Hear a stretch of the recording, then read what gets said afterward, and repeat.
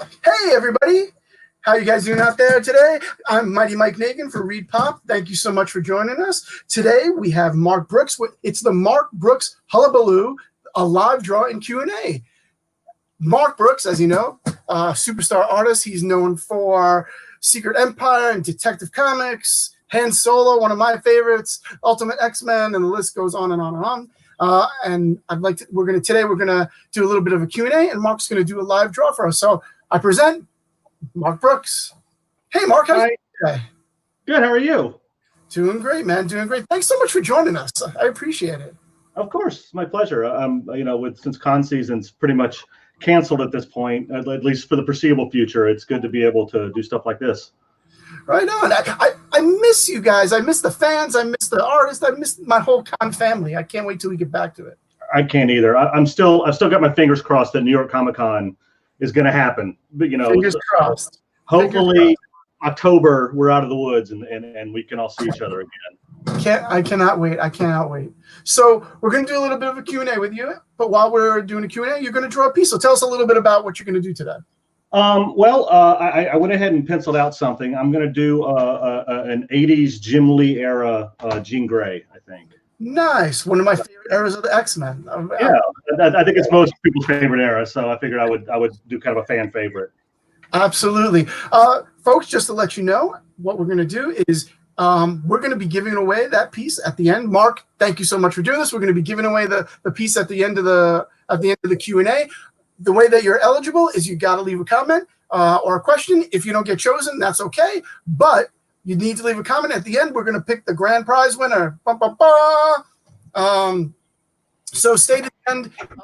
Please make sure you comment. Stay to the end, and hopefully you'll be the winner of this amazing piece because I know it's going to be beautiful. Absolutely. Now I'm also going to go to the New York Comic Con Facebook page. And I want to share this as well with my fans so we can get more people to come onto this. Cool. Thank you. I appreciate it. Of course. Mark Brooks, by the way, in case people don't know this, the best mustache in the comic book industry. It's for now. Undisputed. This is my quarantine mustache. This is only going to last until we're actually out of the woods with all this. Wait, you had that mustache before the quarantine, as I recall. I did, but as far as how ridiculous this is getting, I vowed I wouldn't trim it until this is all over. So I'm probably going to look like full on what's his name, Salvador Dali, by the time this is over. Well, when the time comes, I hope that you live stream the snipping of the mustache. Oh no, absolutely. I might do that. I let Lisa do it because God, she hates it. I know she went the last time I saw her. She was like, "Tell him." I think we were doing a live vote at the convention. Everyone who came up was like, "Yeah." that was Emerald City last year. Yeah, absolutely. So you've had it a while. Yeah. Yeah. I should mention, by the way, my wife is here. Say hi, Lisa. Hi. She's hanging out with me. If I'm drawing and I'm having trouble answering questions, she's going to be able to jump in and help me out.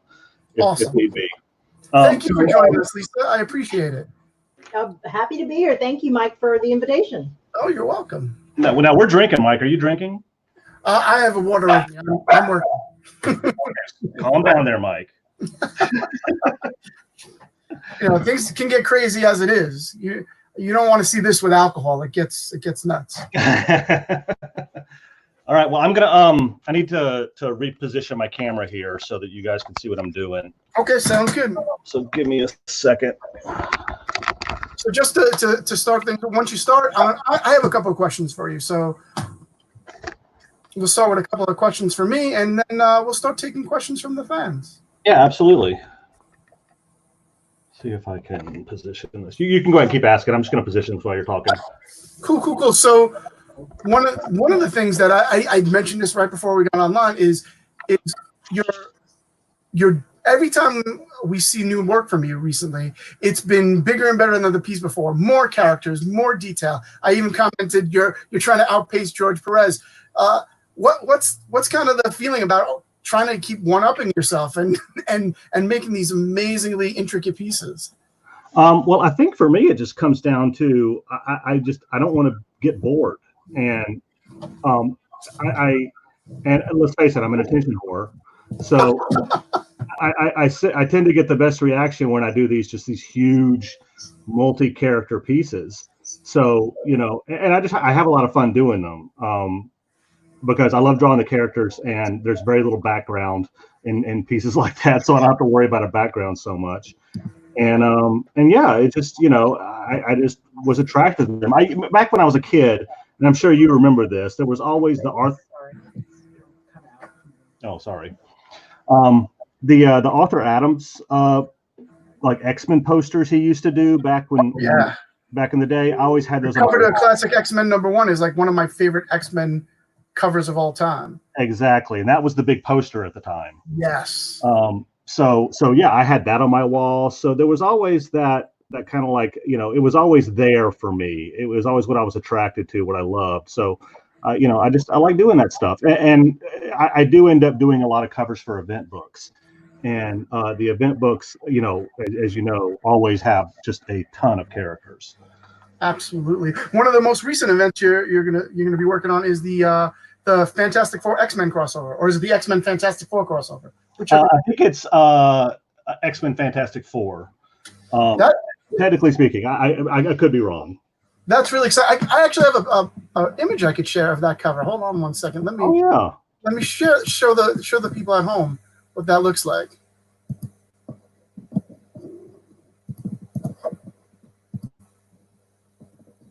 Can you guys see it? Not there yet, Lisa. Do you see it? No, but I'm like a minute delayed or so. Look how it should be up now. It's a beautiful piece. Classic X-Men, classic Fantastic Four. I love it. Now this is 4 covers, right? Correct me if I'm wrong. This is 4 covers. It is. It's issues 1 through 4, and it's done in a grid pattern instead of your normal. Normally they're done. Okay, it just popped up, but then it went away. Mike, you still there? There we go. There he is. No, it was done in a grid pattern, which isn't your traditional method of doing a cover normally. So yeah, the top left and then top right is cover 1 and 2, and then lower left and lower right are covers 3 and 4. Traditionally, it's like 4 covers across. So this is really unique to do it in this kind of grid style. Yeah, I mean, it's not the first time it's ever been done, but I definitely I've never gotten to do one, so I was really excited to be able to, because when I got the email from the editor, to say, hey, we wanted you to do these covers, these variant covers for each issue, I said, well, hey, what do you think about this idea? And that's when I pitched the idea of doing it as a grid, all like one cover, and they went for it. So that's how it came to be.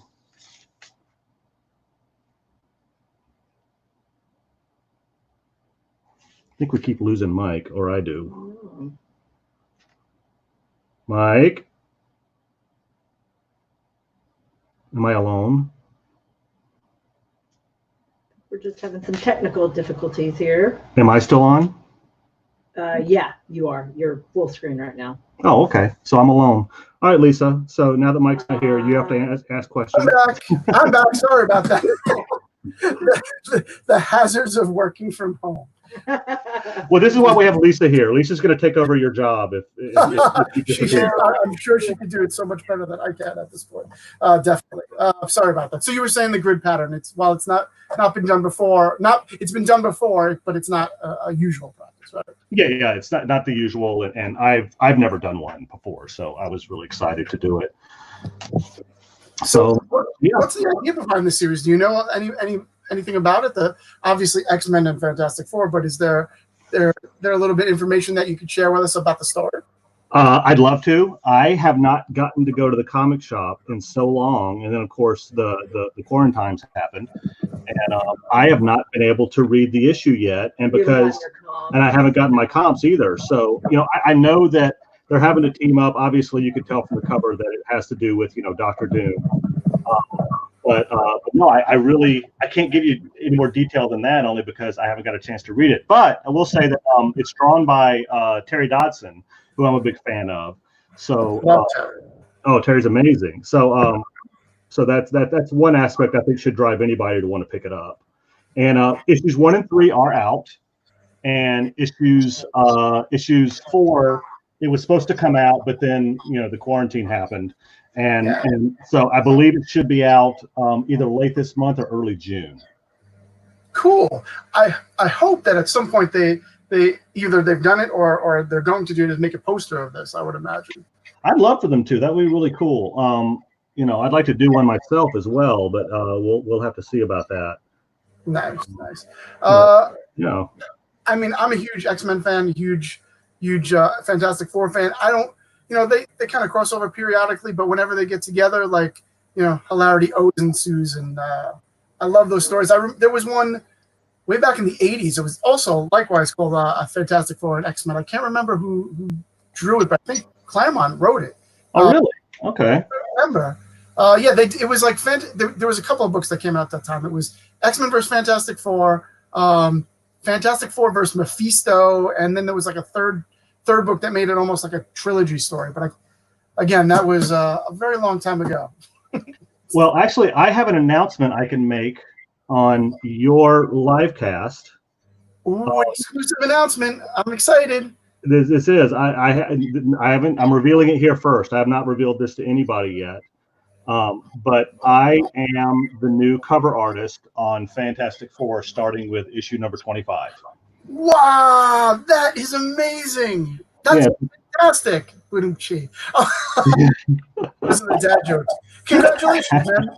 Congratulations! Thank you. Really exciting. Really exciting. No, it's going to be really cool. I'm actually working on the first cover right now. I'm trying to do some like really cool, like epic movie poster style thing for my first poster. So it's going to be really cool. I'm really excited to do it, and I'm as much as I really enjoy drawing the Fantastic Four, I can't wait to do that. I'm really hoping I get a shot at I still think Fantastic Four has one of the best rogues galleries. Absolutely. In comics, and so I really want to draw Silver Surfer and Doctor Doom, obviously, and Galactus, and so hopefully they'll make appearances at some point during my run, so I get a chance to try myself out on those. Oh, I hope that we get to see you hit all of them. Who's your favorite FF villain? Favorite villain is I really go in for like chrome and metal textures like that. So even though he's not really a villain, I get it, but he started off that way. I'd have to go with Silver Surfer. Nice. I agree. I like the chrome textures to him, especially when some you've seen some folks paint him and they get to the reflections in him from other characters. Like, I love that stuff. Oh no, absolutely. Yeah, it's really cool. Cool. I guess that lends me to my next question for you. Like, what's your favorite character to draw? You've touched so many characters. You've both Marvel and DC. Like, who's your favorite one to really dive into? I would say the one I like drawing the best. And it's not even about. I mean, I like his character just fine. I think he's great, but he's not my favorite character like in the Marvel universe. But to draw, I really enjoy drawing a Thor, just because he's got so many textures and things about his costume that it's hard to mess him up, and I just have a really good time with him. So yeah, definitely Thor. Is it classic Thor or modern Thor? Which is your preference? Modern. I definitely like modern. I mean, I like classic just fine. I've drawn classic a couple of times, and I really enjoy drawing him. But the modern has a lot more metal to him. He's got those that gridded pattern on his arms and legs, and it's just really cool to draw. He takes a long time to draw. That's the only downside to it. I would imagine that that line work and the painting of his armor, like you said, those little grid work must be difficult. It is. It can take a while. I did an issue of Thor years ago, and it was one of those times where I realized I had bitten off more than I can chew, because the book took so long to finish because he's very time consuming to draw, Right. So on the opposite end, then, what's a character that you find most difficult to draw? Like when you find out, oh, this guy's going to be on the cover. This is the guy I hold off to. This is the person I hold off to last because it's the most difficult to do. You know, it's funny. It's actually a character that I have drawn a lot of, especially thanks to like Secret Empire that I had to do. But I still, to this day, I find myself having issues being able to cope with just getting the look I want for him, or like finding my voice for him. But that would be Captain America. Really? Wow. Yeah, I mean, I don't know if it's a pressure thing, but it's for the same reason I have trouble drawing Superman. There's just so much to that character, and I don't know. I find it kind of daunting. And it's not that I can't draw him. It's just that I end up spending so much more time when I'm actually penciling him than I would on another character that could just flow out of me.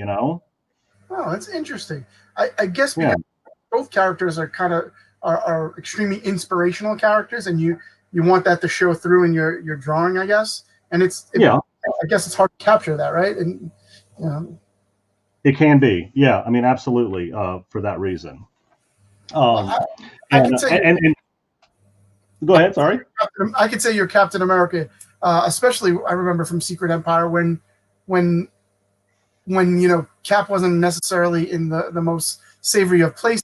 I kind of felt in some of your work on his face, especially, I felt like you could feel the struggle that was happening there. Like I remember that specifically, thinking that thought on one of the covers. Like you could feel it, like just underlying this. So I think you're doing a good job of it. I think you do. That's awesome. Thanks, man. You're welcome. It's good to Lisa's telling me the camera in closer. Hold on. Sure. Tighter. All right. She wants a tighter shot. Is that better? It's looking great so far. Let's see. How's that? You got to give Lisa producing credits on this. I know, seriously, right? But this is why I bring her. It's a smart move. It's a very smart move. In fact, she's really pretty. So I also I've heard that Marvel is going to be producing an art book for you, right? They are, yes. They've been producing these art books called monographs, and they've done it with a bunch of different artists so far. They did J. Scott Campbell and Humberto Ramos and Asad Ribic. Is coming out before too long. It'll be coming out in the summer, I want to say. We're still working on it, but I did finish the cover.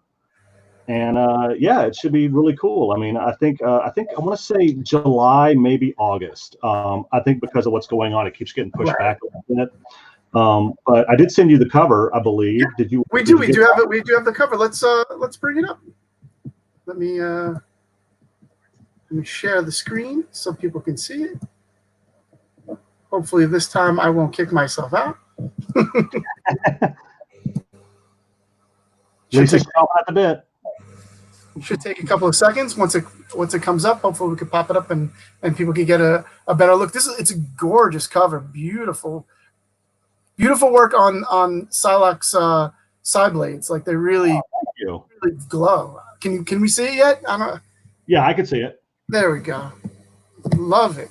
So what's it feel like to like, this is a kind of a monumentous thing. Like your work has been collected into a book. You have worked in this industry long enough that there is actually a way to collect everything and kind of, highlight your career. That's got to be a little bit daunting. Do you get the idea of it's got to be a little daunting. Did you get to choose kind of what was in it and what wasn't in it, or how much was your involvement in the book? I'm pretty involved with it. I have an editor that's putting it all together, but he's sending me pages as it gets designed. They of course have access to the entire Marvel library, but I ended up going through and sending them a bunch of stuff that I had done.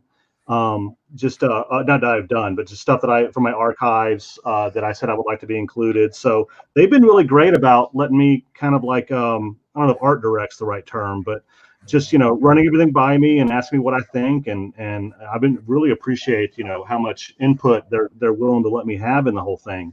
So yeah, I mean, by the time it comes out, it's going to be something that I'm going to be really proud of. And that's great. Yeah. we put a link so everyone can see. They can pre-order if they're interested, and of course, you could always go to your local comic shop and pre-order. This is something that you guys don't want to miss. So please make sure to pre-order it, and hopefully we'll be seeing it sooner than later. Hopefully all this clears up and everything starts shipping and stores start opening and you get to hold this book in your hands. Absolutely. Okay, I'm going to take that image down real quick. There we go. And I didn't disconnect this time. Beautiful. Well done. So does this book span your entire career at Marvel, like from the earliest days to now? Or It does, but we also are leaving some stuff out only because the goal is to do 2 volumes. So nice. It's going to be like an early career stuff, and it's going to do kind of a best of from then on out. But the goal is to do that for this one, and the next one is going to really delve really hard into process. So hopefully it'll have a lot of step by steps in it, and this is going to include some of that stuff too. I mean, this one will have sketches and things like that. But yeah, we really want to go like a lot of step by steps with the next volume. So, but for the next volume to come out, people have to buy this volume. Right. So I need everyone to go out and order it and get it so that the numbers can be high enough that can justify the sequel. Which, if you're a process junkie like me, you're going to want the sequel. Nice. You heard here. Pre-order. There's a link below. There's a link in the comments. Go to your local comic book stores. Make sure you buy this book so we can see volume 2, especially if you're in process work.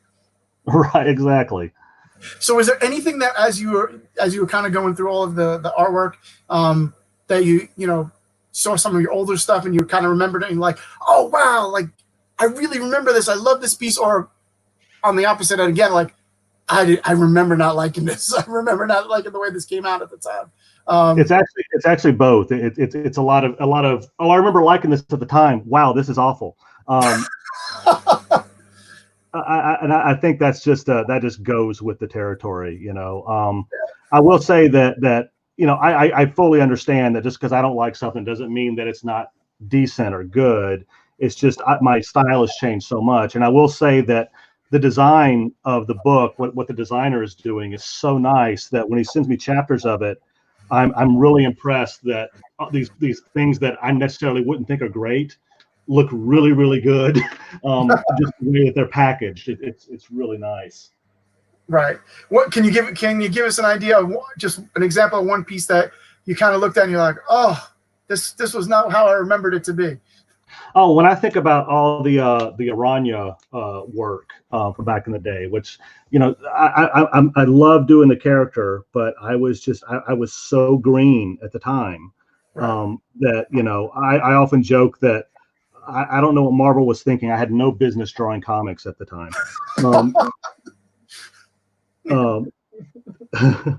And I know that's just self-deprecation, but it's a weird thing. I mean, it's you don't know what you don't know. And at that time, I was like, oh, I'm good enough to draw for Marvel. But then, as I kind of consider myself a little bit of a journeyman, which is, I'm always trying to get better and learn new techniques. So as I got older and as I learned new things, I realized how much I didn't know back then when I probably was just a young upstart thinking I knew everything, So it's interesting. Well, I guess, for a lot of creators who especially have a longevity in the industry, you see their work evolve over the years, like from the beginning of their career to the end, to not the end of the career, but through their career. Yeah. Especially now that back then when you were doing much more pencil work than today when you do more painting, obviously. No, absolutely. I mean, that was, discovering how to actually paint and use color and value and render, it really changed the way that I addressed comics and how I addressed the art form itself. Because, when I was a kid, pretty much all the art out there was all done pen and ink. There was a penciler, there was an inker, there was the colorist, and then there was the letterer, and that was that. And so my goal was, well, I want to be a penciler, so I'm just going to pencil. And oddly enough, when I started off drawing, I was drawing in high school. I worked in everything. I was, painting in oils and pastels and pen and ink, and then I was using different techniques like pointillism and cross hatching or whatever.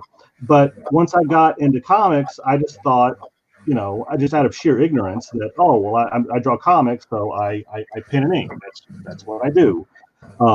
And it wasn't until I started seeing guys like Alex Ross that were coming in and doing actual paint that it taught me, oh, this stuff you used to do in high school and in college, you can incorporate that into comics. And so that's what I started doing, and been doing it ever since. So, like, how did you kind of pitch that idea? Like, here you are, you're a penciler, right? You're working on some Marvel books, and then you want to change your style up to, or rather showcase that you can also paint. Like, how did you pitch that idea to Marvel and say, this is what I want to do now? Or did you start doing it? I just started doing it. I never really pitched it. I mean, the thing about working with Marvel or really any company, I mean, you just do something and hope it works. Marvel will be the first ones to say, hey, we don't dig this. Can you go back to doing whatever you were doing before? In which case you go, okay, well, I guess I'll just do this in my own free time. So, so like I said, it wasn't so much asking permission as it was just do it and see what happens. So what was the first book that you did that you started that style on? Probably Fearless Defenders, I would think, is where I really started. I mean, I'd done a couple here and there before then, but where I finally went, okay, I'm going to start doing full renders on everything, really was, I believe, Fearless Defenders. And the great thing about that book is, and you asked about asking permission. The great thing about that book is it was a smaller book, and it didn't have, it didn't have huge sale numbers. It had enough to run a full 12 issues, but it didn't have huge sale numbers. So they were much more willing to kind of just let me just kind of do whatever I wanted. Nice. I still had to run things by them. Obviously, I couldn't just like, okay, here's the cover. I had to send them layouts, and they had to approve my ideas and things. But it did seem like they were a little more apt to just kind of let me go. Right. I remember that book. I remember, this is before we knew each other, actually. And I remember seeing that book and being like, wow, this is very different. This is very different than what we're used to in the industry. And I'm excited. I was excited about the idea of it. So I don't remember it well, but I remember enjoying it. I remember being wowed by the art of it. Yeah, it was a really good book. Colin Bunn wrote it, and Will Sliney was the penciler, and I thought it was really good. It was definitely a one for the age, and I will say it was the first book I ever worked on where people started showing up to conventions in cosplay of characters I had designed or was drawing at the time, and cosplayers wanted to meet me because I had worked on this character or whatever. So that was really, really cool. It definitely, the audience was small, but they were enthusiastic. Wow, that is really cool. That is so cool. Yeah, it was really awesome.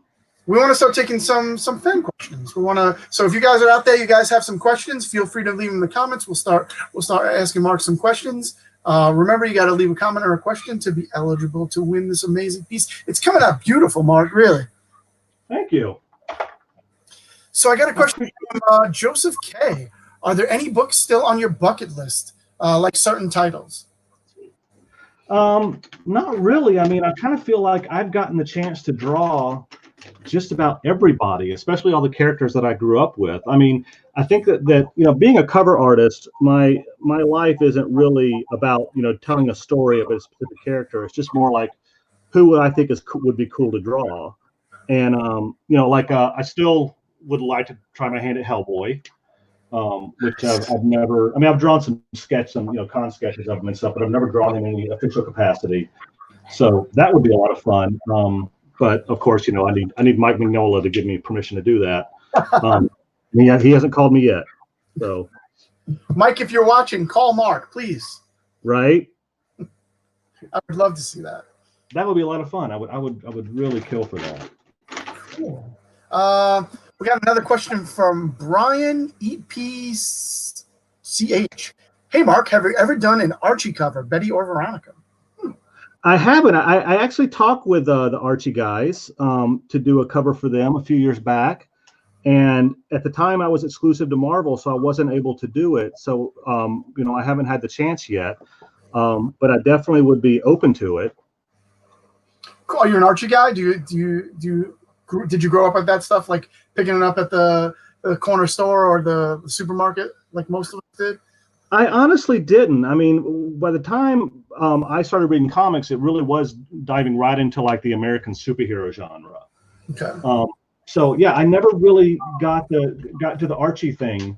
I did read Sabrina the Teenage Witch, and I'm currently watching that show on I think it's Netflix that has it. So I've been checking that out, which it's really awesome.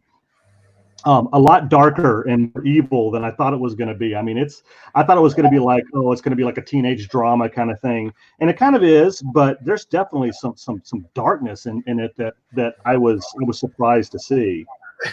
It's definitely darker than the book, obviously. Even when the book went a little bit more mature in the last few years, it's definitely a different take. But it's really cool. I like it. I like it a lot.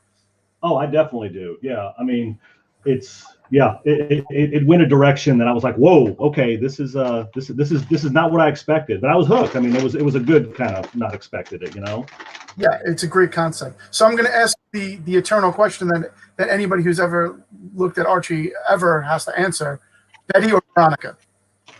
I've always been a brunette guy, so definitely Veronica. There you go. And I've always been a blonde guy, so Betty. So see. Oh, okay. There you go. So you've always been more of a ginger than a Marianne. Yes. Sounds like. Yes, exactly. Boo. I got another question from Enrique Robles. Enrique, hi, how are you? Mike, please ask him his favorite artist and art book. My favorite artist of all time would probably be Alphonse Mucha, followed closely by Norman Rockwell, and others are kind of like trite answers because everyone likes them. It's like in high school, every wannabe artist loves MC Escher, but I still really get into them. And my favorite art book is not really an art book as much as it's a how-to book, and it was a book I got years ago called Perspective for the Comic Book Artist. And it is just a book that teaches you how to draw perspective. And it changed my world, changed my life. And to this day, I still, every once in a while, will pick it up and thumb through it. I mean, I would rank it up there with like, how to draw comics the Marvel way. Oh, wow. And who was it by? Or was it by various artists? I can't remember. No, it was one artist, and I cannot remember to save my life. It's a red cover, and it's got an artist sitting at a drawing table, and out of the drawing table is a plane, like a biplane, coming at the viewer.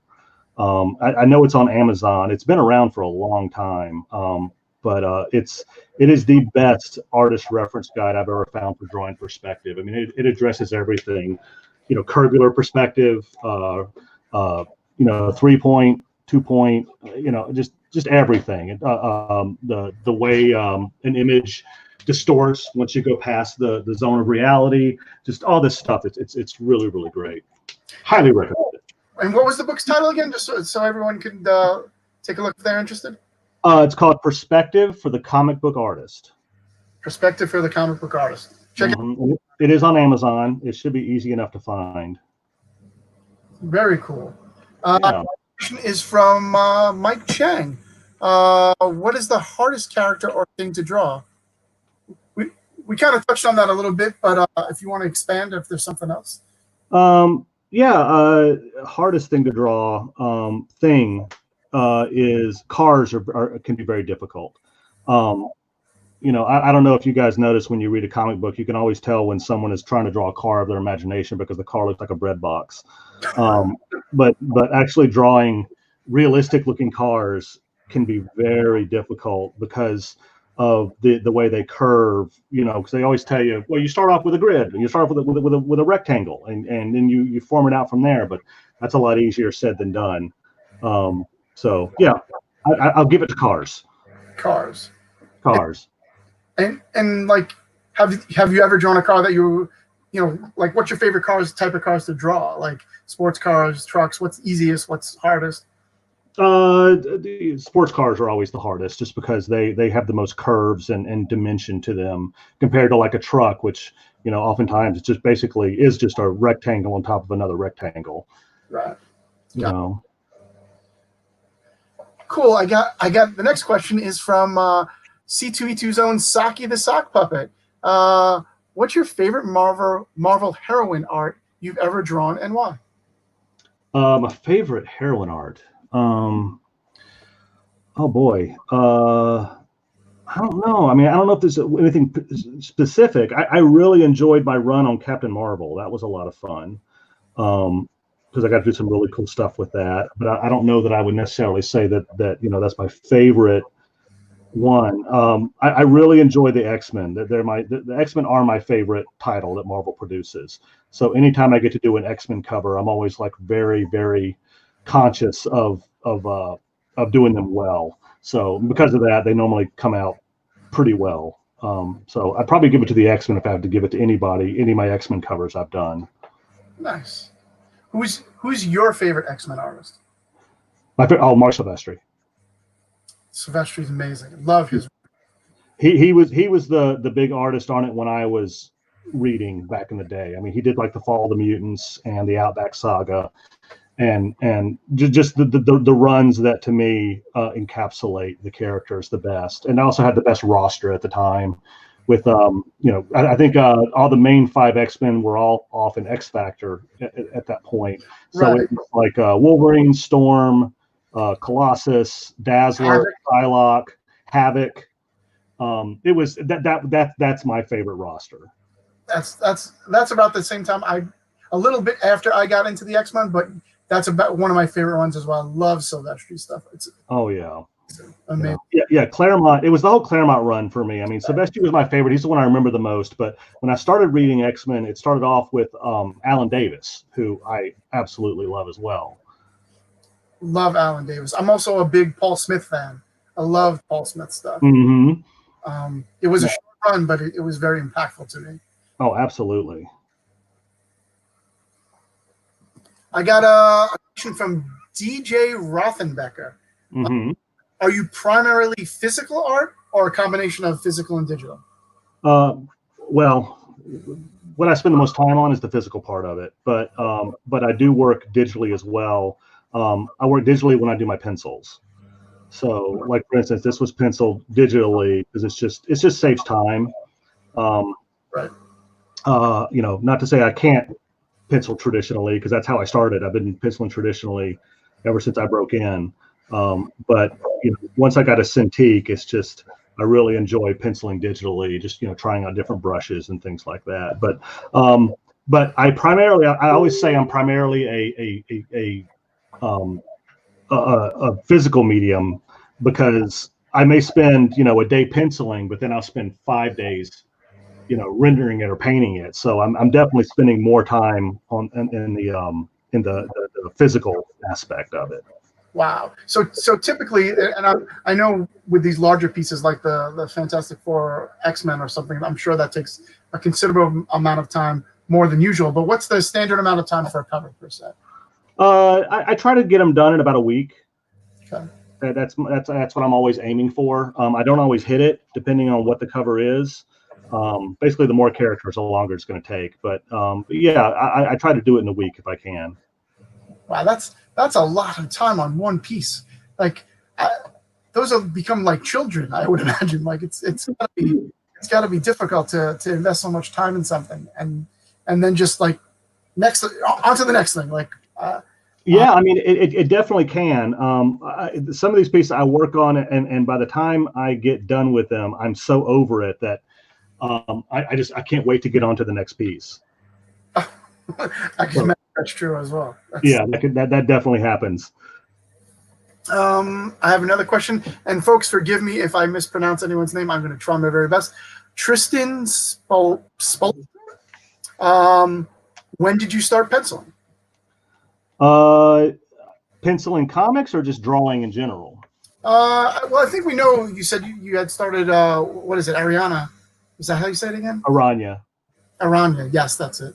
That's where you started for your work. But I guess when did you start drawing? Would be more. Well, I mean, if it's just a drawing question, I mean, generally, I always give the same answer, which is I started drawing the same time everyone else did.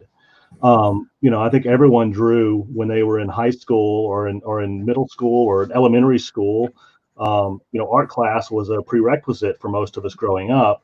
The only difference between me and somebody else that doesn't draw for a living is that I never stopped.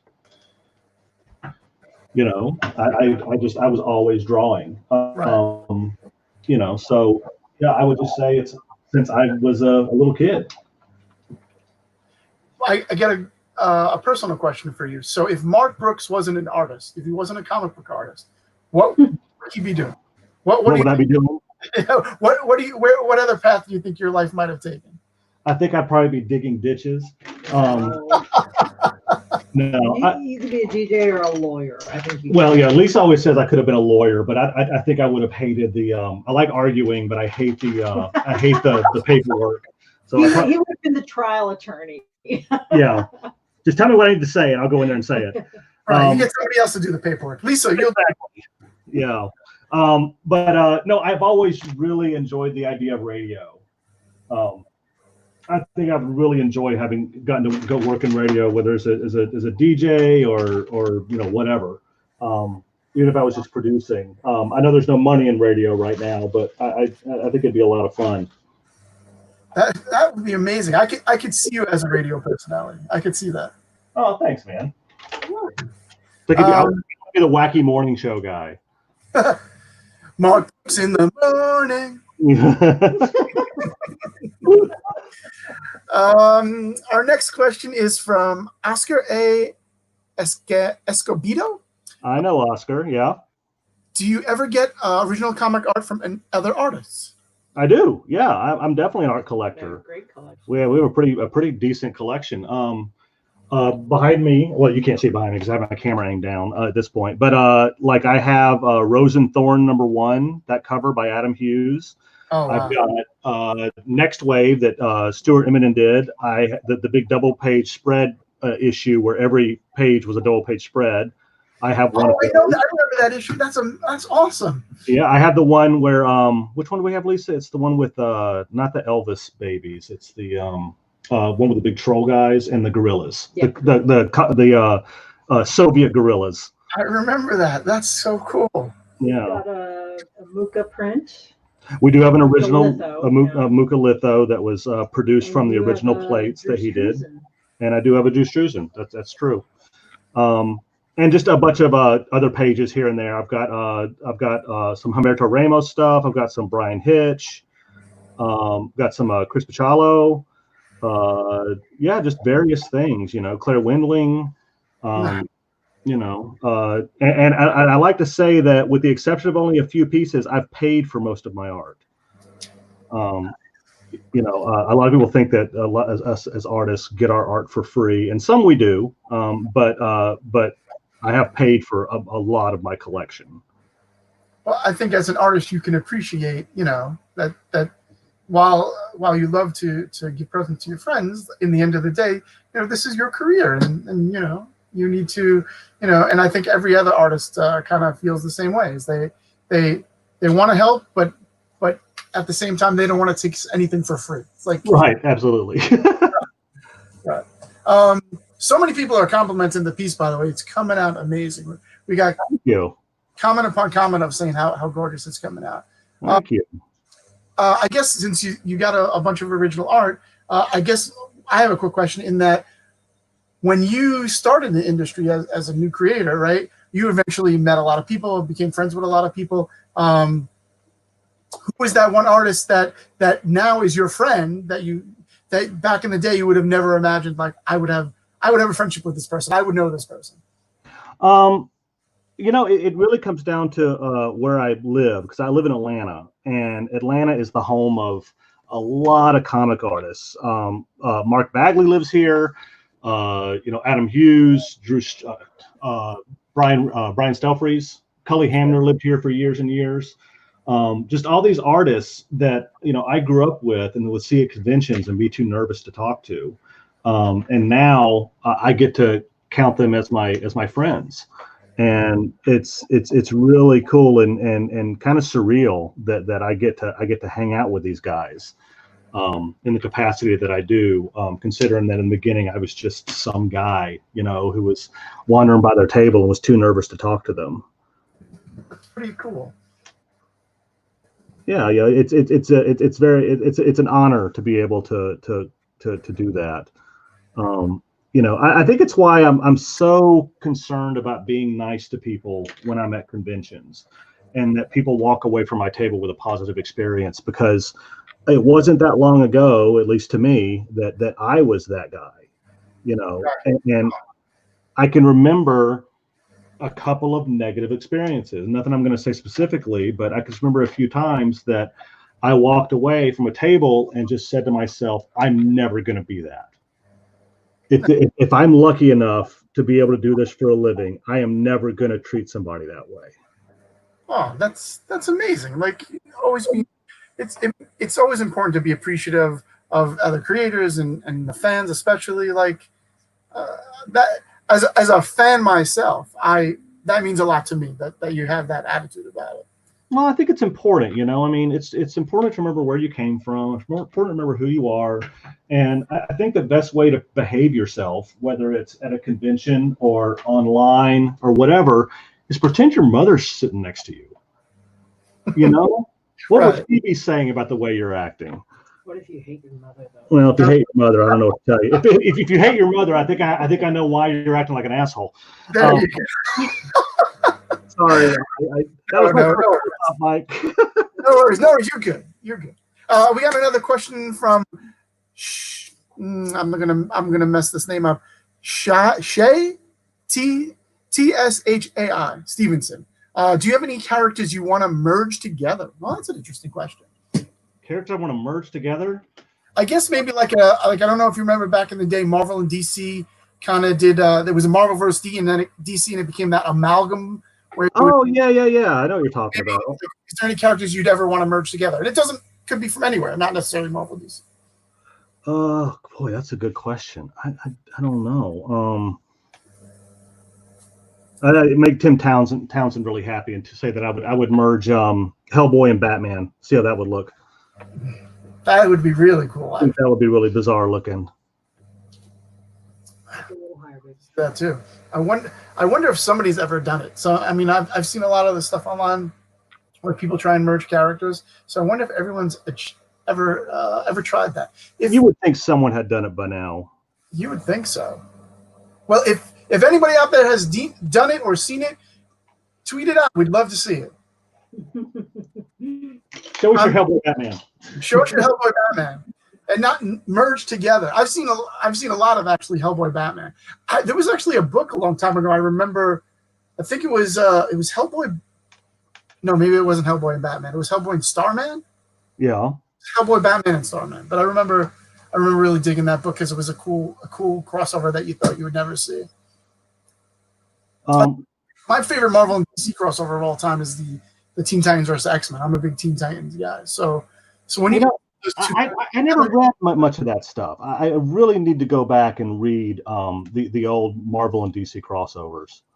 Oh, they're really it's just cool to see the characters that you would not see ordinarily interact together. It's just it's especially for me. I came up as a Teen Titans guy, an X-Men guy, and the idea of getting those two together. Like there's some panels from that book that I can literally close my eyes and see them like it was yesterday. Yeah. Is there any book like that for you? Anything that, not necessarily a crossover book, but is there any book that resonated with you so hard that like it's one of your favorites? You can close your eyes and see the panels. Absolutely. Yeah. For me, a real turning point for me when I was a kid, because all the comics I read were for the most part, action-y, superhero-y books. And I still to this day cannot remember what made me pick this book up, but I picked up Death, the High Cost of Living, which was written by Neil Gaiman and drawn by Chris Bachalo. And I think it was actually the first place I had actually encountered Chris Bachalo. And And it was the first comic book that ever made me cry. And it had this really like happy, sad ending that, to this day, that book, it was such a beautiful book, and it was kind of a quiet book. I mean, there really wasn't a whole lot of action or anything. I mean, there was some drama in it, without a doubt, but it was just about this depressed kid. I mean, if anybody doesn't know what this book's about, basically, Death, and if you guys are familiar with the Vertigo Sandman books, Death, she's a girl, and she's very happy. She's a very, very, very positive character. But once every 100 years, I believe, I could be getting the time wrong, something like that. She gets 24 hours on Earth as a human being. And the reason she does it is so that she can experience what it's like to be human, because she is Death. She's there to take people, once they die. So it's to help her understand what it's like to feel like a human, but also to see what it feels like to die. Because at the end of the 24-hour period, she dies. And it's just her meeting up with characters in New York City. One of them being this teenage boy that is just kind of this depressed character that, if I recall correctly, he was contemplating suicide. Right, yes. And she ends up basically spending the whole book with this kid and showing him the beauty of life, because she's just somebody that is spending this 24 hours, because that's all she has, just being like, this is amazing. Look at all this great stuff. Look at what's so great about being alive. And it's just an amazing book. I would recommend anybody read it. I mean, not only because, obviously Neil Gaiman wrote it, so it's going to be good, but Chris Bachalo's artwork is just stunning for this book. Oh yeah, it was a beautiful book. And there was so many great quiet character moments in that book. I remember it. That, like you said, like kind of hit you a little hard, because there's not by any stretch of the imagination, but it had these really impactful character moments. So yeah, I would highly recommend it, and I think you can get it on like Amazon, or you can still get it just about anywhere. Oh yeah, absolutely. And it's a quick read. I want to say it was only like 5 issues. I think it's only 3 issues, actually. Was it only 3? I thought it was more than 3. I believe it was only 3. Yeah. But yeah, just wow, just really punched me right in the gut. It's a good one. Hey, I got another question for you from William Smith. Would you do another Coffin Comics book like Hell Witch or La Morta? Yeah, I would actually. I've talked to Brian about doing another one. I told him La Muerta I'd really like to do. I do need to do another Lady Death cover, because there's a Lady Death fan that I owe a cover to, for him to buy. So I told Brian that I really need to do another Lady Death cover, because Dave Balance, if he's listening, I owe him a cover. So probably if I do another one, the next one I'll do will be Lady Death. But I would love to do La Muerta. Would be really cool, because I think she's a really interesting character. But yeah, we'll see. Hopefully one of these days we get to see it. Yeah, absolutely. I got another question from Lacey Fitch. Do you have any advice for beginner comic makers like myself? Well, depending on what she wants to do, I don't know whether she wants to draw or write. I do find that nowadays it seems like more people want to write than draw. But if she wants to write, the best thing you can do is write and get your work out there.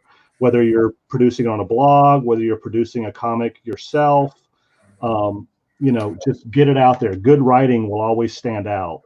If she wants to be an artist, the same thing applies. When I was growing up, we didn't have the internet. We had basically I had a comic shop and I had art classes. Wait, there was a time before the internet? Yeah, can you believe it?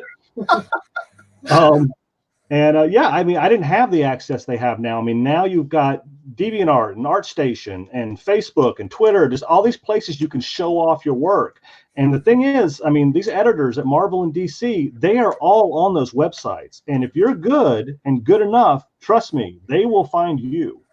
There's a huge number of artists that are given work at Marvel and DC because CB or Nick Lowe or someone from DC is just Ricky, absolutely, is just cruising Facebook or cruising, Twitter, and artwork jumps out at them, and they'll go to that person's page, they'll look at their artwork some more, see what else they have, and then they'll just reach out to them and go, hey, you ever thought about drawing for Marvel? I mean, it really is that easy and that hard, because you have to be able to willing to put the work in. But if you put the work in and you get good enough, it's easily doable. Nice. I couldn't even imagine what it must be like for an aspiring artist to get that email out of the blue. Just be like, hey, I saw your work on DeviantArt or ArtStation or whatever the case may be. And like, would you be interested in working with us? Like, that's got to be mind blowing. Oh no, it's got to melt someone's brain, right? Definitely. I got another question from Nathan Wu. Have you ever thought of drawing classic novels or working on comic versions of a book? If so, which book would that be? I've never put a lot of thought into it. I've always thought that if I did want to work on a novelization, graphic novelization of a novel, Kurt Vonnegut's my favorite writer. So doing Kurt Vonnegut would be a lot of fun. Like my favorite book of all time is a book called Sirens of Titan. And it's just a really bizarre book, but it's a science fiction novel. And that's another one of those books that made me cry at the end. And yeah, I think that'd be a ton of fun to do a graphic novelization of those. I have a feeling though, the way he writes, because he does a lot of like, and then they went to this planet, then they went to that planet, and this is happening on this planet, well, this is happening on that planet, and then back on Earth is yada yada yada. And I think it would be like trying to draw Dune at the end of the day, but it's probably very time consuming. But I think it'd be a lot of fun. I'd like to do something like that. Very cool. I would wonder if the day ever comes where it's adapted into a graphic novel. That'd be really cool. Well, like, did Slaughterhouse 5 ever get adapted into a graphic novel? Not that I can recall. No. Yeah, I don't think so either, but I could be wrong. But then again, my memory is failing rapidly as the days go by. Yeah, we've all got quarantine brain. Exactly. I'm getting more sleep than I've ever gotten in my entire life, I think, which is... Me too. That could be equally as bad for you, though. I think it is, actually. I feel like it's not good for me. You'll screw up your, what is it called? Syncretic rhythm? Something rhythm. I'm sure someone else typing an answer in the chat going, you idiot. I'm sure. Next question from Surma. Any movie posters you would want to recreate? Ooh, that's a good one. Well, that is a good one. Any movie posters I want to recreate? No, because anyone I want to recreate, Drew Struzan already beat me to it. Drew's would be a tough act to follow. Yeah. I think like maybe the Logan's Run poster, something like that. Because I really love Logan's Run. But no, so many of the posters for the movies I love seem to already have like unbelievable posters to them. So I don't know what I would do to change them. I hear you. That makes a lot of sense. Yeah. I actually have a question that kind of stems off that. I have absolutely no artistic talent whatsoever, but if I did, I would imagine like every once in a while there would be something that I would want to do just for me. Like, has there ever been a piece that you said, I want to do this for myself, whether it's making up your own movie poster or cover or whatever the case may be? Yeah, lots of times. I mean, it's funny. Given the choice to like draw for myself, I still love drawing comic book characters because I just, I'm like, oh, I feel like drawing this today, Right. But like I did a live cast a couple of weeks ago where I drew a rogue, and that rogue I drew was just for fun because I haven't drawn. Rogue is my favorite X-Men, and I haven't drawn her in a long time, so thought I would do a live cast and just what started off as a kind of a quick drawing ended up being taking a couple of days to finish and ended up being a full painting. But yeah, I definitely still do that. Nice. I saw that rogue, by the way. It was gorgeous. Thank you. You're welcome. I got a question from Dawn Gomez. That looks amazing. Thank you, Dawn. Thank you. I'm not trying. Do you have a marker brand preference? I do. I definitely prefer Shinhan markers. I find that they blend better. And I say that as I'm using my Copic markers, but I'm doing that because I'm saving my Shinhans for when I do my fully painted pieces. So this is more my sketch markers. Nothing wrong with COVID. No, nothing wrong with Copics. They're great. But just for blending and saturation, I do find that that the Shinhans are a little better for me. And it's just a personal preference. I mean, I know there are people that prefer Copics over anything else. So, and people that prefer Prismacolors markers. Is there one that's easier to work with than the other, or is it just a preference on the type of work that you're doing, or? It's just preference on the type of work that I'm doing. I prefer markers that are really saturated with their colors and the pigments to be really rich. And while Copics have some really nice colors, and there are some colors that Copic makes that Shinhan doesn't, and vice versa. I just find that the vibrancy of the pigment is more vibrant with the Shinhans. Now, I will say also that besides that, I also, after I finish markering a piece, I also end up using acrylic ink, which is this stuff right here. And so I actually will go over my artwork and paint it with this, and it brings out even more vibrancy in the piece. Oh, wow. So and airbrushing. And airbrushing, yeah. So a lot of layers. A lot of layers. Yeah, the marker generally is only the first layer before I start getting into the nitty gritty with all the other stuff. It's mixed media, as it were. Oh, very mixed media. I would say that pretty much when I finish a piece, there's no less than probably 3 or 4 mediums on it. Wow.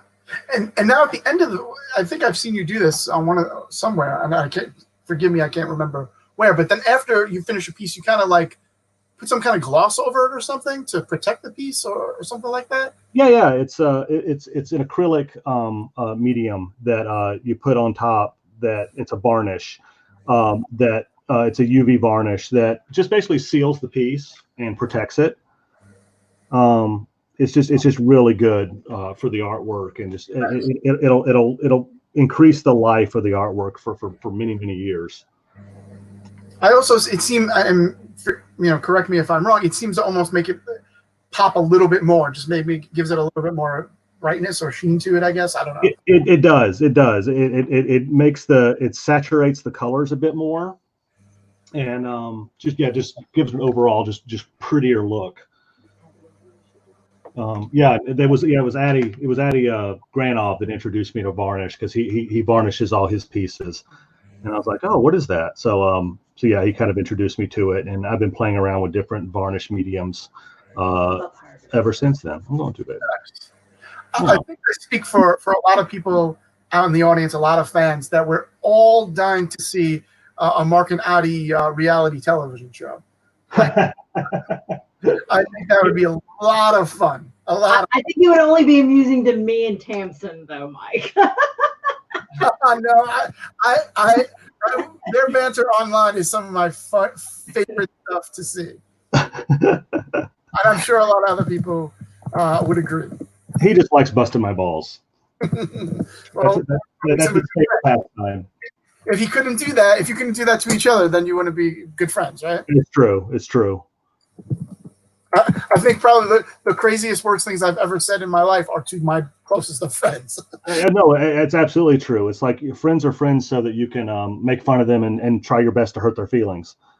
Exactly. That's what friendship is, Lisa. That's what friendship is. That for guys, especially. That's what guy friendship is. That's what guy friendship is. Absolutely. I got another question from Patrick C. Kawat. Again, forgive me if I mangle any of your names. This is actually a question for Lisa. Oh, Awesome. Lisa, did you hear about Hamilton coming to Disney Plus? Oh, she did.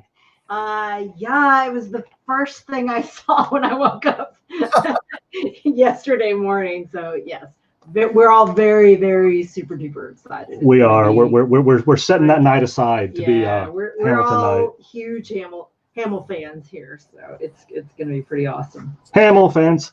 Oh, very cool. It's funny, as a person who lives in New York, we still haven't gotten a chance to see it. What?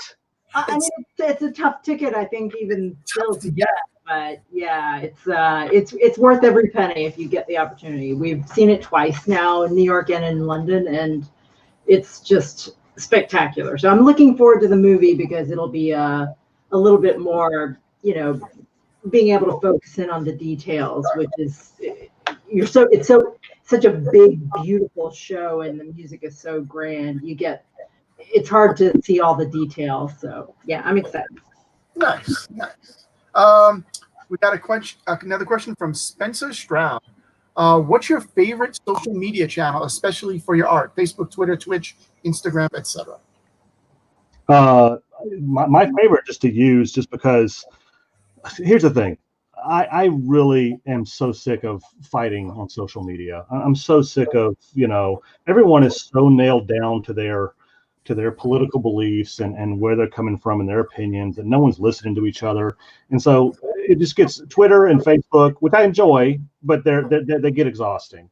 I really like Instagram because it just tends to be just people posting pictures, post pictures of their life, post pictures of what they're doing that day, what they're eating.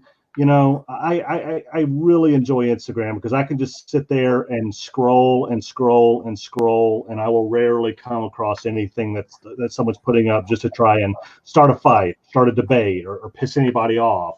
It's just, here's this awesome dessert I had last night, or here's this new piece of artwork that I'm working on that I just finished, or whatever. It's definitely my favorite. I hear you. I actually took not that I'm a very big social media guy, but I took like 6 months off from social media at one point before the whole pandemic stuff, and like to kind of step away from it because there's just a lot of fighting going on. So one of the first ones I got back to was Instagram, just following people and following art, and it's definitely more relaxing there for me. Yeah. You can go to any other website or social media platform for drama. Because there's no shortage of. Twitter. Good God, Twitter is the worst. Twitter is just a hot garbage fire of vitriol and animus and everyone fighting and politics and just apparently, according to every post I see, everyone on Twitter is a Nazi. Because that's what the go-to insult for everybody is. So yeah, I'd rather just avoid it all. I definitely have my political beliefs and my political leanings, and I agree with a lot of stuff I'm seeing on there about a certain president. About just don't get it twisted. I think he's a monster too. I just don't see the point of arguing about it. For me, whenever I go on social media personally and I try and post stuff, I just try and post positive stuff. This is what's going on in my life. These are my kids. These are my world. Here's some charity stuff, whatever I can share, and some art, just to try and bring a little sunshine to people's day. There's enough gloom and doom, especially now more than ever. So no, absolutely. I try to connect. Yeah, that's the thing. And honestly, no one cares what I have to say anyway. I don't. So. God knows you don't. Seriously, people just want to see me draw. They don't think they're really interested in my political opinions. And the other thing is, it's an old saying, but it's still one of my favorites. It's the whole, does it need to be said? Does it need to be said right now? And does it need to be said by me? And rarely is the answer to all three of those questions yes. So, if I can't answer yes to all three of those questions, then I generally just shut up. I hear you. I'm on the same page. Yeah. We got another question from Tom Romano. Do you have a specific model you use for your faces, or do you think of a specific movie star as a certain character? No, I really don't. I think more about personality than I think about faces. Like, I draw Kitty Pryde differently than I would draw Emma Frost. And so, I'm sure there's a general female form I may be thinking of, but for the most part, it just comes down to, okay, what are they doing in this piece that I'm doing? And who is the character? What is their personality like? And I try to, kind of keep that in mind. I think the thing about, especially because I draw a lot of women, and, in this day and age, you can get yourself in trouble drawing women. And I really enjoy drawing beautiful women. But it's very important to me that the women I draw have personage and have a personality and are not just a mannequin that I'm dressing up in, skimpy clothes. So, I want to make sure that even if I'm drawing Emma Frost, who is a sexy character, people expect to see her in a sexy pose or whatever, I'm still giving her personality. I'm inviting her to be a real person. So that's far more important to me than thinking about a specific person I'm drawing. It has more to do with, like I said, personality. But that's just me. I mean, everyone has their own philosophy for it. That's just the direction I come from. Do you find it difficult to keep characters consistent? Say, Jean Grey always looks the same, Emma always looks the same, Kitty always looks the same. Like, do you have to go back and almost reference your own stuff to say, oh, I drew, I don't know, Kitty a little bit leaner or whatever the case may be? No, I rarely reference my own artwork that I've drawn in the past, mostly because I'm afraid, because especially I'm trying to get better all the time. If I'm referencing old artwork, I'm worried that it's going to affect what I'm doing now. So, I try my best not to. Like I said, it just goes more with the personality. And because my style is my style, even if I'm not looking at my old artwork of a character I've drawn before, I'm going to have a tendency to draw them similarly to the way I drew them before, just because it's just the way I draw. Right. No, that makes sense. Yeah. I got a question from Angie Erin. Mm-hmm. Favorite part of the con weekend? Oh, I like that question. Oh, favorite part? Yeah. Probably not the part that a fan wants to hear. My favorite part is when 7 o'clock comes and they go, the show floor's closed, and I'm like, yay, dinner, drinks, go. The first day is always fun, and the last day is always fun. It's true. No, I mean, and don't get me wrong. I really love the con itself. But when we go to these cons, you have to realize that we are working our ass off from the moment we sit down to the moment we get up. And so, hearing that the con floor is closed for the night is like hearing the dinner bell. You woo, go and take a break, because you got to get up and do it again. It really does embody the whole work hard, play hard philosophy. Because I know that I'm going to the con to work, and I know that and the show hour's long. I mean, what's the normal show hours New York Comic Con? It's for New York Comic Con is extended. That we have extended days at New York. Everything closes at 8, so it's a 10-hour day, which is absolutely. So instead of being an 8-hour day, you're looking at sitting at that table, signing and sketching and drawing and talking, for 10 hours a day. And so so by the time the floor closes, now I will admit we always leave at 7. We have someone at the table watching the table. It's true. A little early. Okay, I'll just make a note right here. Damn it. We have to eat, Mike. Mark Brooks gets table Q7 in the future. All the way in the back corner, right? In Brooklyn. In Brooklyn. So I got a question then. Do you have a favorite con story? Like, one of those moments that happened at a con that were like, you think back of really fondly, I guess.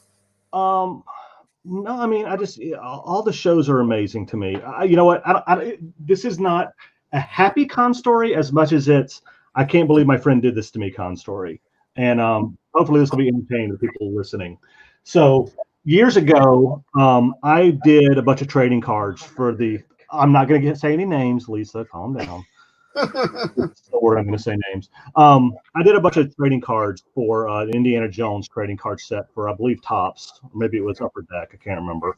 But anyway, the way these, and I got to preface this story by telling you how this works. The way these cards works is you only get paid like 50 cents a card to draw these cards.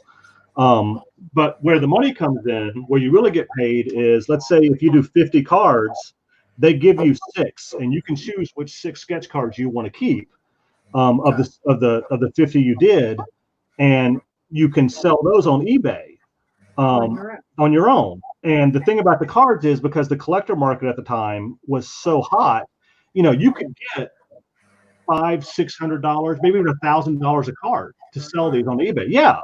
So even though, if you do 50 cards at 50 cents each, you get a check for $25 from Upper Deck, you get 6 cards back. And again, cards of your choice. So you always go all out on the cards you keep. And then you sell those, and that's really where you get paid. So anyway, I had done it for Star Wars. and it had been very successful, and I really enjoyed doing it. So when they asked me to do Indiana Jones, they were like, hey, J. Scott Campbell's going to do some, and we got Adam Hughes is doing some, so would you mind just coming in and doing like 50 cards? And I said, sure, I wouldn't mind doing that. So, and I think also the deal was they would give us 10 cards back instead of 6. They wanted some bigger names on the cards. So, we said, sure, that sounds like fun. So we do the cards, we turn them in, and the cards come out. And the way it works is one box of cards. Like, what a box of cards is. Like when you go to the convenience store, you see the box of cards.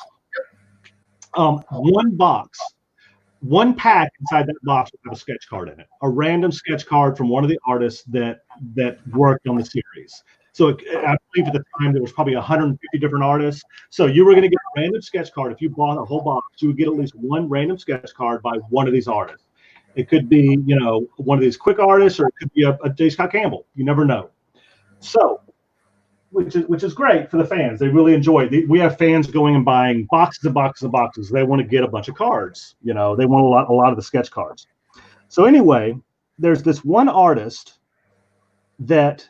Oh, that's another thing. Keep in mind that as far as artists go, the most an artist was doing was maybe 150 cards. Okay. Now, that's a lot of artwork. That's a lot of cards. And I'm sure there were artists probably may have done like 200, but it was always around 100 to 150. So the boxes came out, and everyone started opening up their boxes to see what they got. All the fans and all the collectors, and they kept discovering this one artist card that this guy had done 3,000 cards. 3,000. He did 3,000, and each card was done in Sharpie, and probably took him all of 20 seconds. Oh. So basically what he did is, you got to imagine, he did 3,000 of them. Now he got a check for $1,500. He did 3,000 of these cards. He flooded the market. They were again 20-second sketches. He basically destroyed the series. Because you had all these fans that were going out and buying crates of these cards in hopes of getting sketch cards, and winding up with like 30 of these cards. They're unsellable. No one wants them. Because what they'll do is they'll go and buy a bunch of boxes, and they're looking for specific artists they want, and they'll take the cards of the other artists they don't want, and those are the ones they'll put on eBay to make up some money. Yeah. Couldn't do that now. So they basically destroyed the market. This guy destroyed the market. And anyway, I was pretty bent out of shape about it, because it pretty much made the entire collection useless. And I was pretty angry about it. And I was pretty vocal about it on a couple of podcasts. Keep in mind, this is over 10 years ago. This is a while ago. So I was pretty vocal about it on a couple of podcasts about how this artist had really screwed us. So I'm at San Diego. I know that was a long precursor to the con story you're asking about. No worries. So I'm at San Diego, and I'd had a great San Diego. I made a lot of connections, gotten a lot of new gigs, a lot of really great things that happened for me. And I was just riding high on Sunday afternoon, knowing I'd had a great show. I'd done really well financially. So I'm sitting there with Lisa, and sitting there drawing, and a guy walks up to me, and he's standing in front of my table. And so I kind of look up at him, and he goes, Mark Brooks? And I went, I'm not going to say his name. He says, Mark Brooks? I said, yeah. And he goes, you're Mark Brooks. I went, yeah, I'm Mark Brooks. And he went, and he had a badge on. His badge was flipped upside down, like backwards. Okay. And he takes his badge and he flips it over. And it's the name of the artist that I had been very pissed off at. Dun, dun, dun. And I went, okay, hi. And hi, so-and-so. I'm not going to say his name. And he goes, so you want to talk that shit to me now? I know. And at this point, I'm terrified's not the word, just like, I can't believe this is happening. Right. I can't believe I just had the greatest San Diego of my life, and now I'm going to have a fight on the con floor. Right, of course. So don't need a confrontation after you've had a great show. No. So, he's like, you want to say this stuff to me now? And I said, man, look, just have pride in your work. Just have pride in your work. It's that simple. Yeah, that's simple. And he goes, oh, really? And he goes, what about this garbage? And he like motions over my artwork, and I just went, okay, whatever. Wow. And he said, well, what, you want to go outside about that? I said, I'm not going to fight you, about this. This is ridiculous. And so I just put my head down and kept drawing. And all I'm thinking the whole time is, because this guy's getting really loud. And all I'm thinking the whole time is Lisa's sitting next to me is, Lisa, why aren't you doing anything? Why aren't you getting security or calling the cops or something, And he's like, no, come on, let's go outside. I said, no, just have pride in your work. Just have pride in your work. I'm just repeating myself. Right. And so I've got my head down. I'm trying to ignore this guy. And I'm like, just go away. Just go away. Go away. And finally, Lisa goes, Mark. And I'm like, what? She's like, Mark, what? She says, look to your left. And I look to my left, and I see my friend Lee Duhigg and his brother, and they're over off to the side in Artist Alley, and they are doubled over laughing. You see, Lee Duhigg. I can see where this is going. Lee Duhigg is one of the art directors at Antarctic Press, and they have a booth at San Diego. And when you have a booth at San Diego, you get like 14 badges, and you can put whatever names you want on those badges. So this guy in front of me was just some friend of Lee's that he said, put this badge on, go over there and just give him as much crap as you can. You got punked. I got punked hard. I got punked so hard. Oh my God, that's great. That is a great start. So, and I will say to this day that the guy that I was so angry at, I still have never met him in real life. Yeah, but that's probably the greatest prank anyone's ever pulled on me, because I don't know who this guy was, his friend, but this guy was pot committed. He was an actor. He was too good at this. He really sold it. Oh, he sold it like crazy. I mean, I fully believed he was extremely upset at me. Wow. Were you getting a little bit nervous that he was just going to try and throw down with you right then and there? Oh, no, absolutely. I was like, this guy's going to jump the table. He's really mad. And I was, and this is, months and months later. I'm not mad like that anymore. And even if I was, I'm not a fighter. I'm a lover, man. That is a great story. That is So there you go. There's your con exclusive. That's a good one. That's a great prank, but lots of great memories are made at the con. Like, I always say for me, one of the greatest things about the conventions is, it's where everyone gets to connect. Fans get to connect with artists and their favorite artists. Like, what other fandom do you really get to do much of that? Like, if you're a baseball player, you get to go to a baseball game possibly, but will you ever get to meet your favorite players necessarily? Or if you're into movies, will you get to meet your favorite directors or movie stars? It's not necessarily likely, but comics is a place where you can go and go to one of these conventions and get to actually meet your favorite creators, spend some time with them, have a conversation. Like, I think that's one of the most important. No, absolutely. And sorry about that. My son is coming downstairs, so now my dog's gonna bark at him. No, that's absolutely true. It's why I like Jack. Sorry. It's why I like going to cons so much. I mean, and what I'm missing so much with the current situation, because I really like the interaction with the fans. I mean, I get energized. Right. By the fans and their enthusiasm for what we're doing, and it makes it very difficult when we don't have that right now. Yeah, it does, and it's also, again, I love the fans. I love to see the fans, but it's also hard not seeing your friends, right? These are, especially when you do a bunch of cons in a year, you get to see people. You get to see Adi more often than, I know you guys do stuff on the side together, but you get to see him more often because you're doing conventions together, and then you don't because everything shut down. It's hard not being able to see people, go to dinner, and just to get to spend some time. No, absolutely. I mean, let's face it. Most of my friend circle is in comics, which means that most of my friend circle lives in all different parts of the world. You know, I mean, I've got Lanil Yu in the Philippines that, you know, I only get to see once a year if I'm lucky, but he's one of my closest friends. You know, Addie lives in the UK. Olivia Coipel lives in, where's he living now? Portugal. Yeah. Yeah. You know, so cons are my way of being able to see my friends. Yeah. And unfortunately, that's not happening right now. But I mean, luckily we still have stuff like this, you know, it's not all bad. True. You know, it could be worse. I'll put it that way. You spend a lot of time connecting with people like on Zoom and things like that. I do. Yeah. We've been using Zoom a lot. We've been using Facebook Live, obviously, and Skype.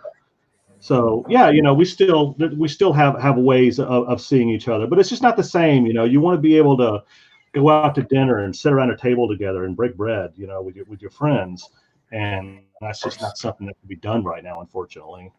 Yeah, but we will get back to it. We will. We absolutely will. You know, I don't know when, but we will. I know we will. In my heart. I think it's going to be all up to us.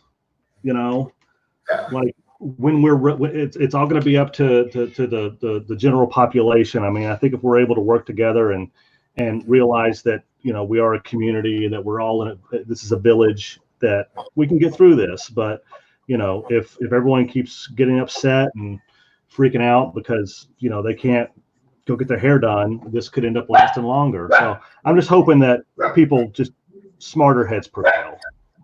Exactly. Lulu agrees with me. For me, I'm loving all of how people are coming together and how, you know, so many people are doing everything that they can, whether it's that they're at home hand making masks, or, you know, just helping the elderly, or especially all our essential workers. Like, these are people who have always been heroes and are now finally getting the recognition they've long deserved. Like, I love all of that. Like, here in New York, specifically in Manhattan, like every day at 7:00, everyone goes to their rooftops and claps and yells and makes the most noise for all the essential workers who are kind of coming home at that time. That's been happening on a lot of places, hasn't it? I think Chicago they're doing it. I think in the UK they're doing it as well. And Mike, we have so many medical, like, doctors and nurses just in our immediate family. Like, it's super meaningful to us too. Yeah, absolutely. In fact, my sister-in-law is a neurologist, and because of that, never mind. I'm getting the high sign from Lisa. No worries. But anyway, yeah, it's just, you know, I'm just glad to see that people are pulling together, the ones that are, and I hope we continue doing that, because I think that's what'll get us out of these woods faster. Agreed. And it's been amazing to me to watch the comic book community come together. You know, it's hit some rough times too, and everybody's been joining together to you know, help the retailers and you know, try and get more artists some, you know, visibility online. You know, the conventions are a lot of folks' bread and butter, and now without them, people are struggling. So I see people diving into promoting their stuff and pushing other people's commissions and trying to get, you know, raise everybody's visibility to help out. So I just love all of that. I love the community of it, how everyone just coming together. Absolutely. You know, I mean, that's what it's all about for me, you know, and yeah, it's definitely for me right now. I mean, I definitely want to help out my fellow comic artists, because I know some of them are struggling.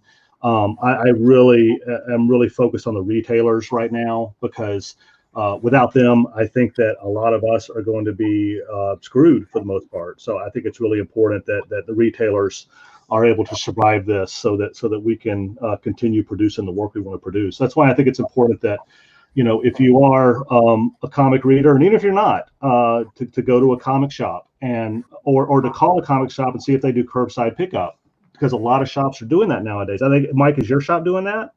Unfortunately not, because we were told we couldn't do it for the interim. I see. Okay. Yeah, so we're doing shipping. Well, like, you know, if you order something, we'll ship it out. Well, we're doing online auctions and shipping stuff out in that way. But once you know, everything opens back up a little bit and books start shipping again, we're gonna hopefully go back to the curbside pickup, because we were doing that for a while.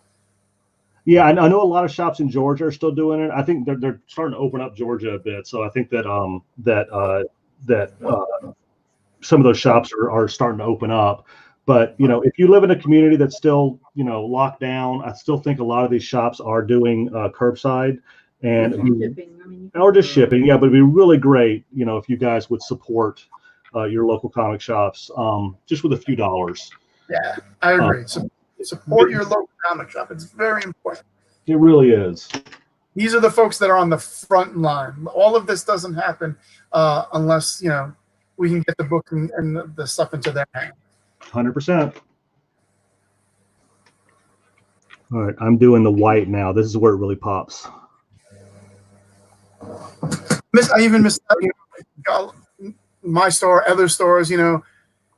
Creators come in, they do signings and things like that, and that's always great because you get to connect with not only creators, but you get to connect with the other fans and just waiting on line together. And I miss all of that stuff too. Like it can't come back quick enough. It's true. I mean, for me, growing up, because like I said, we didn't have the internet or anything like that. The comic shop for me was like going to church. I mean, it was my temple. Exactly. And I love that. Shop, that was your shop. What's that? You had a local comic shop as a kid. That was your shop because back in the day there wasn't as many shops as there are today. There wasn't, but we definitely had some. The shops I went to as a kid aren't open anymore. But the big one we had was Oxford Comics, that is still here. Oh, wow. That I still go to from time to time. But I felt like in the last year, unfortunately, before all this happened, I felt like a lot of comic shops were opening up in the area. We had one called Infinite Realities. That's something we actually did a charity drive for. Not charity drive, but a charity giveaway. That we really love. It's got a lady owner, which I think is really awesome. Nice. And they're really focused on customer service and just giving people a really good time and a place to hang out and feel comfortable, which I think is really important in this day and age because in the day and age of everyone going online to buy all their stuff, you have to give people a reason to want to come to your shop in person. And I think that beyond the comics themselves, you have to give people an experience. Exactly. And I think that that's what they're trying to do. And I think it's really cool. Oh, that's awesome. Yeah. I think a lot of shops are doing that. I think it really is to the point now where the customer is king because it's their dollar. They can use it online if they want to. So you got to give them a reason to come in. Absolutely. I think the experience has always been a key component of the comic book stores, even pre-internet for me. Like I had a local comic book store that I like to say I grew up in because from the age of 10, I started going to that store literally every day. Mm-hmm. I even stopped there on the day of my wedding. Like that. Wow. And my wife will love to tell the story about how I was late to the church because we stopped into the comic book store. But, I think that a lot of the friendships that I have to this day came out of that store and came out of this community. And I think that's one of the great things about the retailers, especially, is it builds these communities, these local communities of, I know comics are more mainstream, Star Wars is more mainstream than it was previously, but especially back in the day, like these were the only place you can find your people. Like if you have the who's stronger, the Superman or Hulk conversations, or talk about the minutia of Jedi history or whatever the case may be. That is 100% true. It's there was a time where reading comic books wasn't cool, man. I mean, it wasn't. I mean, I liked having a girlfriend in high school, and I liked feeling normal in high school like anybody else would. I hid my comic book addiction. I was nervous to tell people about it, because you would get made fun of for it. Absolutely. Or beat up. I got beat up a couple of times. I remember. I'll never forget. But it didn't stop me. Where's your Spider-Man now, Mike? Punch. There's a couple of those stories, but I loved it so much it didn't matter because when you go to the store, you were home, like you said, you were home. Yeah, exactly. You felt like you were part of something. Yeah, something bigger too, because you knew that people around the country, around the world were having these same conversations. And now it's more so even today than ever. Like I've my wife always makes fun of me in that wherever we go, whether it's on vacation or just a road trip, nearby, I always have to find a local comic book store. I just always want to stop in just to see what a different store looks like. I do the exact same. It drives Lisa crazy. She's like, they have the same comics here. They have one at home. What are you going to do stop here for? Except when we travel internationally, like it's always really interesting and fascinating to go to, comic and art book stores like in other countries. Like that is true, especially in like France. They have some really, really cool comic shops there. But I always like to go in and just see what, I like to experience what other comic shops are doing besides the one, I'm used to. Shout out to Pulps in France. Pulps in France is probably my favorite comic shop in France because they really focus on the art. You can get like obviously all your comics and graphic novels, but they have the French album graphic novels and a lot of like artist portfolios and things like that. They're really awesome. Oh, that's very cool. Yeah. When I go to comic book stores internationally, I always like to buy something that I already have an English version of, just because I like to see a different version of something that I love. So I have a lot of old Teen Titans and old Superman books, back issues that are in different languages, just because I like to have them and see how, sometimes especially the cover layout is different, the coloring is different. Absolutely. I have a French album of We Three that Frank Quitely, I did a con with him, and I bought it just because him and I were hanging out, and he did a We Three sketch inside of it for us. Vincent did a really beautiful sketch for us on the inside, and it's really wonderful. Yeah, the whole thing is in French, which is pretty awesome. Well, I've read the regular version, so I was fine even the French version. En français. They did I have a Spanish version of the New Teen Titans Omnibus.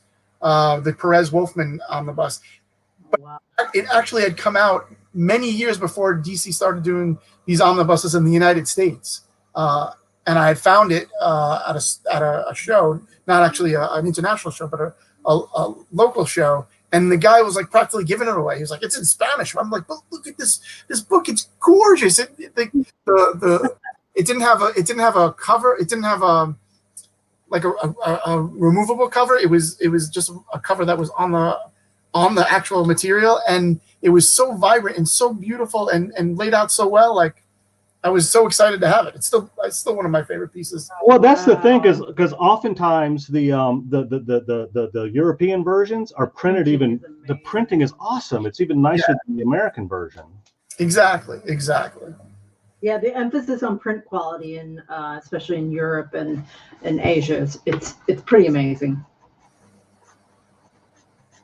And just recently, when I was in Vienna, I was desperate to find a Superman book, because I'm a Superman guy. I usually like to get a Superman book, and I found a Superman book from my favorite Action Comics. Action Comics 584, which is the first time John Byrne took over Action, and it had Superman Teen Titans. So it was oversized magazine size. The cover was laid out different, and yet it was like 30 years old that I found. Wow. And I was so excited. Like, that stuff it's cool. Wow. No, it's amazing. I'm almost done. Lisa's like, "Are you done?"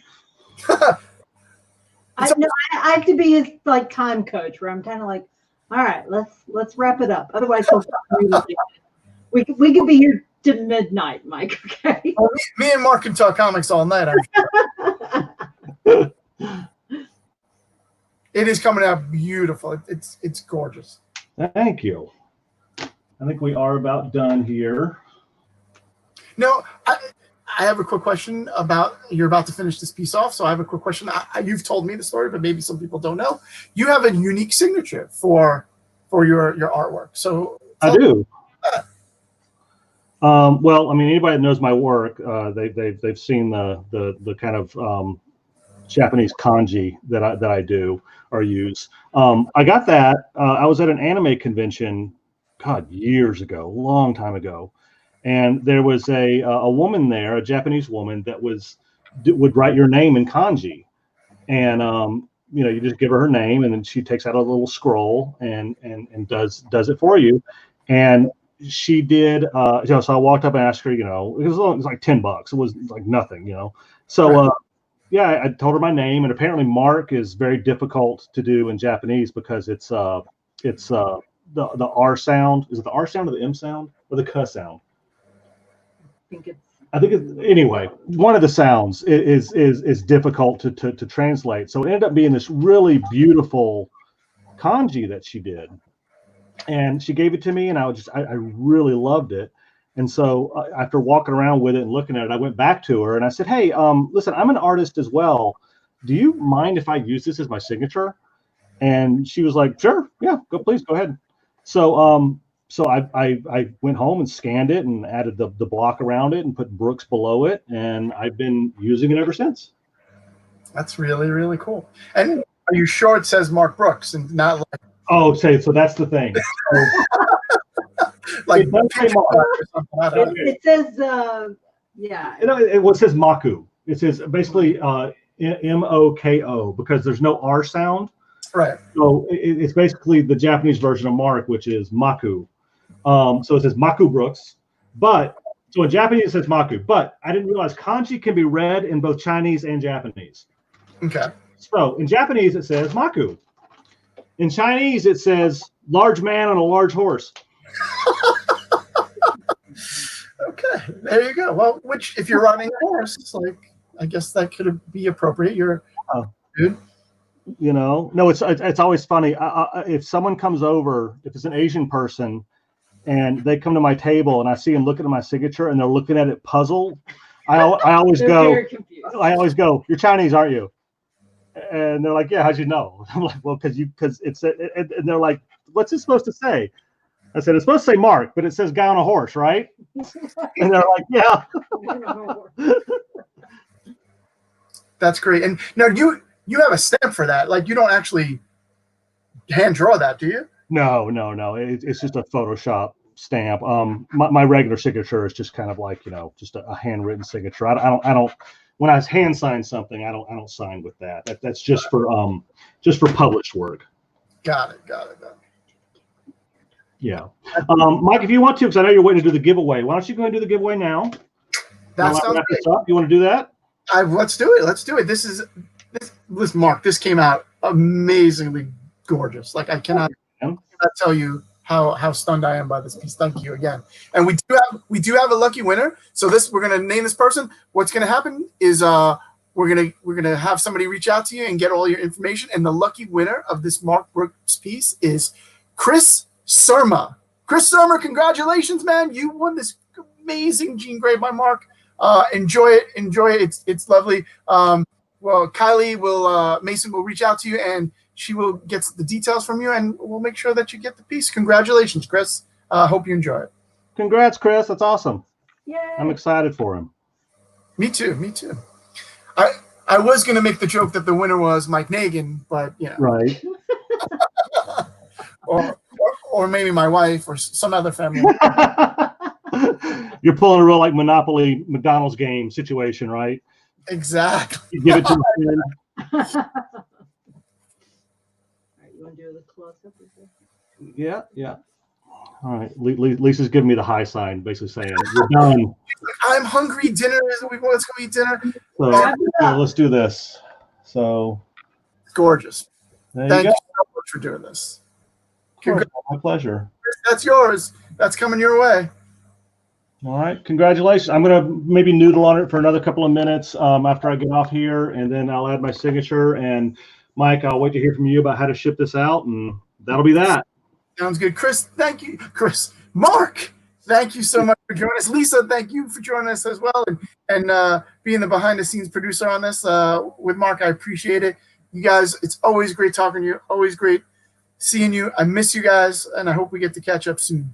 Absolutely, Mike. It was awesome to talk to you, man. Thank you, Mike. We miss you. We love you guys. Okay.